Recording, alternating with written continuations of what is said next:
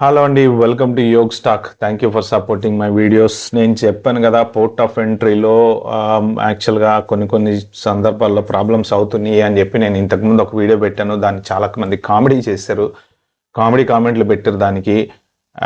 నేను literally 2-3 examples తోటి కూడా మీకు చెప్పాను, నేను మా వాళ్ళ ఫ్రెండ్స్కి జరిగిందని చెప్పి. సో ఇప్పుడు ఏంటంటే, నా యూట్యూబ్ ఛానల్లోనే మన ఆడియన్స్ ఎవరైతే ఒకళ్ళు ఉన్నారో వాళ్ళు ఒక కామెంట్ పెట్టారు. అది కాక నిన్న నాకు ఇంకొకటి వాట్సాప్లో ఇంకొకళ్ళకి ఎవరికో జరిగిన ఎక్స్పీరియన్స్ ఒకటి షేర్ చేశారు. ఈ 2 విషయాలు నేను మీతో ఇవాళ షేర్ చేసుకుంటాను. దయచేసి మీరు స్కిప్ చేయకుండా లాస్ట్ వరకు అయితే చూడండి. ఎవరైనా నా ఛానల్కి ఫస్ట్ టైం వచ్చినట్టుంటే మాత్రం సబ్స్క్రైబ్ చేసుకోండి. అలాగే నేను ఇచ్చే ఇంపార్టెంట్ వీడియోస్ మీకు కనుక నచ్చినట్టుంటే మాత్రం షేర్ చేయండి. ఒక లైక్ ఇవ్వడం మాత్రం మర్చిపోవద్దు. సో ఇంకా ఇవాళ వీడియోలోకి వెళ్తే, ఈ పోర్ట్ ఆఫ్ ఎంట్రీలో జరిగే ఇష్యూస్ చెప్పే కన్నా ముందు ఒక 2-3 ఇష్యూస్ నేను షేర్ చేసుకుందాం అనుకున్నా. సింగపూర్లో ఎయిర్పోర్ట్ లోపల కస్టమ్స్లో మన ఇండియన్ ఎవరో $1800 డాలర్స్ వర్త్ ఆఫ్ గూడ్స్ దొంగతనం చేశారంట. శిక్ష పడింది రీసెంట్గా. నిన్న మొన్న చదివాను నేను న్యూస్. అంటే మనము కొంతమంది మన పేరుని పైకి తీసుకెళ్తుంటే ఇంకొంతమంది మన పేరుని అలా పడేస్తున్నారు అనమాట. నిన్న మొన్న రీసెంట్గా ఏంటి, ఆ కంపెనీలోంచి ఏది ఫండ్స్ మిస్యూజ్ చేశారని చెప్పి అప్పుడు యాపిల్ కంపెనీ కొంతమందిని తీసేసిందంట. మళ్ళీ రీసెంట్గా ఒక యుఎస్ సిటిజన్స్నే ఒక 200 మెంబర్స్ని తీసేశారంట. సో అది ఎలా అయిపోయిందంటే, మనకు ఆల్రెడీ ఇండియాలో కొంత కరప్షన్ అనేది ఉంది, అది ఇది అని చెప్తే మళ్ళీ ఇక్కడికి వచ్చిన ఫారెన్ వచ్చినా కూడా మీ బుద్ధులు మారవారా అన్నట్టుంది పరిస్థితి. దాని గురించి పెద్ద చర్చలు నడుస్తున్నాయి ఇండియాలో. అంటే మన వాళ్ళు ఎక్కడికి పోయినా ఇంతేనా, ఈ చేతివాటం పోదా అని చెప్పేసి రకరకాలుగా వీడియోలు అయితే మీరు ఓపెన్ చేసి చూడండి. యూట్యూబ్ ఓపెన్ చేస్తే కుప్పలు వీడియోలు దాని మీద 2-3 రోజుల నుంచి.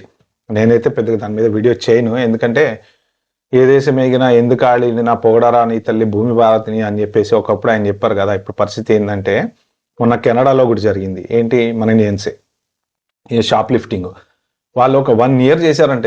దీని మీద పెద్ద ట్రాక్ పెట్టేసి కెనడా వాళ్ళు పట్టుకున్నారు. నేను దాని మీద వీడియో కూడా చేశాను మీకు. 5 లక్షల worth of Canadian dollars liquors కొట్టేస్తారంట వాళ్ళు.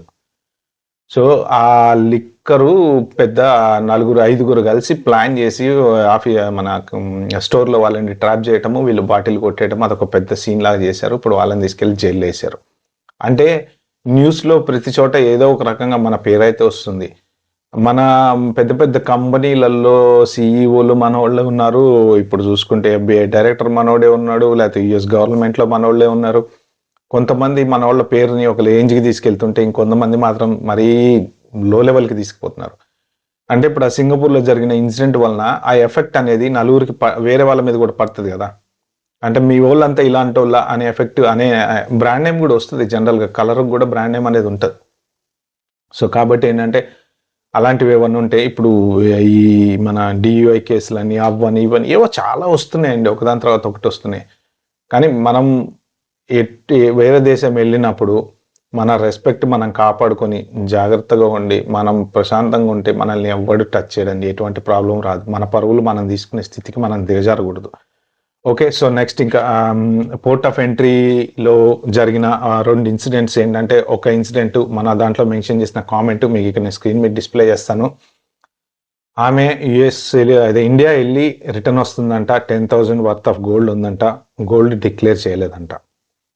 యాక్చువల్లీ గోల్డ్కి ఇంత తీసుకెళ్ళాలి అనే రూల్ అయితే ఏం లేదండి, బట్ మీరు డిక్లేర్ చేయాలి. సో కస్టమ్ ఫామ్ అనేది ఫిల్ చేసి మీ దగ్గర ఏమి నెక్లెస్లు ఉన్నాయి ఏమీ డిక్లేర్ చేయాలి. సో షీఈ్ H1B హోల్డరు, డిక్లేర్ చేయలేదు, వీసా డినై చేసి, ఎంట్రీ డినై చేసి, డిపోర్ట్ చేసి ఇండియాకి పంపించేశారు. సో ఇది ఒక బ్యాడ్ న్యూస్. ఎందుకంటే ఎన్నో రోజుల నుంచి మనం ఒక లైఫ్ అనేది క్రియేట్ చేసుకుంటాం US వెళ్ళినప్పుడు. సడన్గా మనం వెళ్ళి నెక్స్ట్ పొద్దున్నే లేచి ఆఫీస్కి పోదాం, తయారైదాం, ఆ పనులు ఈ పనులు అని ఆలోచించుకుంటున్న టైంలో సడన్గా ఇలాంటివి జరిగితే అది పెద్ద డ్రాబ్యాకే.